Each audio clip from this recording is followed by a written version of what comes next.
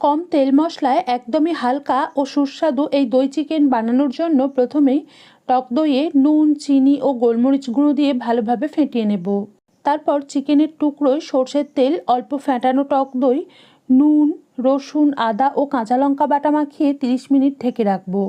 এবার গরম সর্ষের তেলে তেজপাতা, মুখ ফাটানো ছোটো এলাচ ও ডালচিনি ফোড়ন দিয়ে সুগন্ধ বেরোনো পর্যন্ত সাঁতলে পেঁয়াজ কুচি দিয়ে একটু লালচে করে ভেজে ম্যারিনেট করা চিকেন দিয়ে গ্যাস বাড়িয়ে হাইতে রেখে প্রথম 5 থেকে 6 মিনিট কষে নিয়ে গ্যাস একটু কমিয়ে মাঝারিতে রেখে বাকি ফেটানো টক দই, অল্প জল ও কয়েকটা গোটা কাঁচা লঙ্কা মিশিয়ে মাঝারি আঁচে কিছুক্ষণ কষে নেওয়ার পর মশলা ও চিকেন থেকে তেল আলাদা হতে শুরু করলে কয়েকটা ভেজানো কিশমিশ ও গরম জল মিশিয়ে চিকেন সিদ্ধ হয়ে আসা পর্যন্ত ফুটিয়ে সবশেষে গ্যাস বন্ধ করে গরম মশলা গুঁড়ো ও গা ঘি মিশিয়ে কিছুক্ষণ ঢেকে রেখে নামিয়ে নিলেই আজকের রেসিপি পরিবেশনের জন্য তৈরি হয়ে যাবে।